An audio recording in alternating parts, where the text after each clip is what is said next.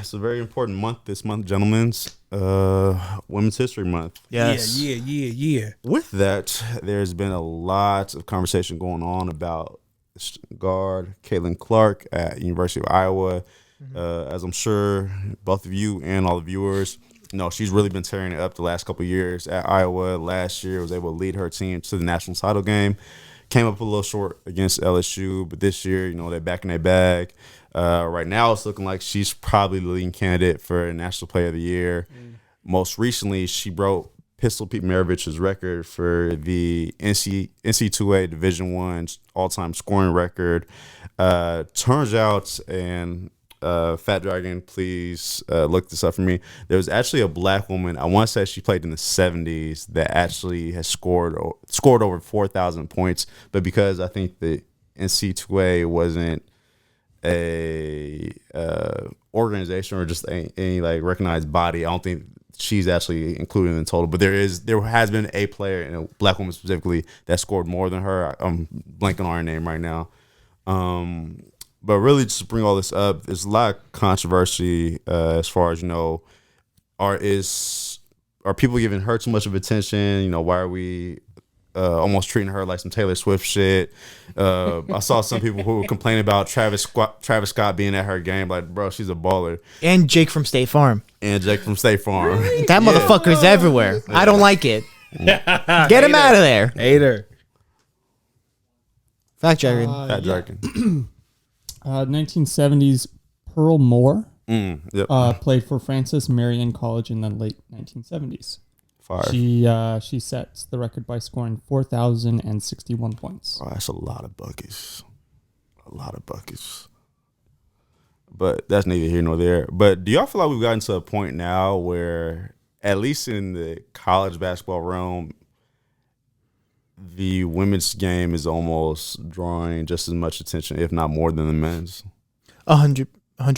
I think Caitlin Clark is the biggest star in college basketball, men or women. Like, name who's the best college basketball player right now on the men's side? Shit. He's probably going now. Like Cody Williams from Colorado, maybe. Maybe the guy from Duke. Like, if you're asking me the best guy playing versus who I think will be the best in the league, it's two different questions. Because I think, like, Rob Dillingham from Kentucky, the guard, I think he probably will translate the best any of the guys in the upcoming draft. And it's sad I'm saying this as someone who watches college basketball. The big from Purdue, he won National Player of the Year last year. That kind of goes to your point of how low the social profile is of guys on the men's side versus with the women. We have Caitlin, Angel Reese, Aaliyah Boston, Paige Buckner over in UConn, and so forth and so forth. Juju 100%. Watkins. Yep. No, 100%. And I would put the blame on that. Not that it's a bad thing that Caitlin Clark is the star of college basketball, but if you look at now on the men's side, there's so many avenues that guys can go. As we were aware, the G League, international guys. Like, the first 5 guys taken in this year's draft are going to be international guys. Yeah. Because that's why it's looking like it. The way the development works overseas is better, and then just the way the college game and AAU have kind of muddied the water. The G League Ignite too, that whole pyramid scheme. No, dead ass, bro. And I'll say this, not to cut your knowledge, Carlos. This year specifically, I have a lot of friends who work in the grassroots, like recruitment, like prep basketball scene. This year specifically is such a down year talent wise, and a lot of people feel as though this draft class, this year more than any other got hit the worst from COVID, just due to how much basketball they miss, not being able to play on damn near half of their high school careers, whether it be in your local high school team, AU on the circuit, on the EYBL, Adidas Nation League. So it's just like, I mean, I don't know. You hear that a lot. I will say, give it like 2 months, and they'll be like, "Oh, it's a sleeper draft," Also, I think a lot of the talent's going to come from overseas, and they're just not tape on a lot of those guys. Well, I'm going to bring it back to the women, guys. Also, Pistol Pete scored his points without a 3-point line. Just had to put that out there. Yeah, I'm not going to lie. Didn't he do it in 3 years? He did it in 3 years. Yeah, that shit crazy. Not to ruin anything Caitlin's doing, but still, that shit crazy. I'm just going to bring the point that I actually really agree, because one of the things that we do here at Play No Games is don't cap. Where like that's what I'm hearing. Like that is so factual when it comes to that's all you hear. She broke the record. She broke the record. But let's be honest. College basketball, reason why sometimes it succeeds just the NBA is the genuine storylines, the genuine story. And when it comes to her, that's literally what it is. And I think that's just dope for just one, because she's an athlete in the story, but just also good for like women where like I'm a casual when it comes to WNBA. I'm a casual when it comes to, the female side. So I think that is just helpful because the narratives that you hear from people are like, oh, it's boring. Like, but when you watch her game, she's pulling up from 30, 40 feet. And you're like, all right, I can get behind this shit. I can get behind this shit. So I think you got to give a lot of credit to how women are developed and allowing them to just like tell a story where like the reason why Marvel's down the tube is like, we're not building the story rather than, oh, she's a woman, blah, blah, blah, blah. We hear more about her game than her being a woman. She's just that good. I think this is a great example of a butterfly effect. I think the way like the game has evolved, let's say like Stephen Curry, for example, changing the game, moving to such a 3-point dominant shooting has unintentionally impacted now how we see women's sports, where before where it's like, oh, it's boring to watch women's basketball, right? But now when they're pulling up from 35, we're like, oh, sick. Like Damian Lillard does that, but so does Caitlin Clark.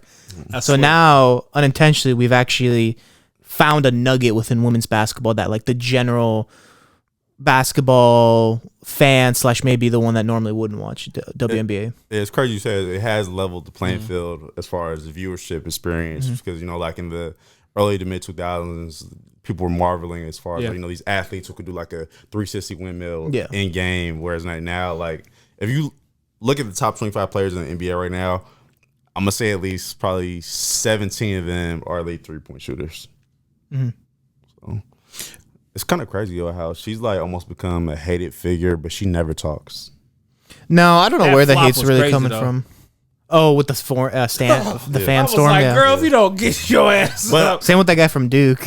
Oh, he did. Somebody did Something that? like that. And then like a couple days later, he threw that on windmill. Hold on. Not too much. Huh? Not too much. Not too much what? I'm a Duke fan. You're a Duke fan? Not too much. Celtics, Duke, Chiefs, Cowboys, No, but Dodgers. I can understand if she was on some like Grayson Allen, JJ Redick shit. tripping people. Yeah, tripping people. Wait, what did JJ ever do? Be white? That motherfucker used to talk a lot of shit. He did. Like a lot of shit. He did, Fair, man. fair. That's why he's a good podcaster. As a casual, Yeah. I even heard about that. That was before my time. Can I fact check something? What's up? Say specifically, how was that a Celtic game last night? Oh, you got jokes. Live on air too. Live You on got air. jokes. Live and direct. That's funny. Well, who's your team? Say what? Who's your team? For what sport? Basketball, the NBA. Not a clue. Not a clue? Okay. All right. Whoever it is, they're looking up at us right now still. So I to kind of like swirl this just a little bit. I'm just curious, how can the WNBA take a page out of what's going on? Because this is like a sweltering heat that has to be captured. Like this is like a timeless moment. It's kind of impossible too, just because of the way their CBA is set up. Like for example, let's just say you own the Sparks, Rob, and you're a billionaire. Joanna Bob. Yeah. No, but they have stipulations in their CBA where you as an owner could not charter a private plane for your team because it would create a unfair competitive advantage for Kaz, who may be a millionaire, but he may only have 5 M's in the bank. So he's literally penny pinching just to keep this team alive.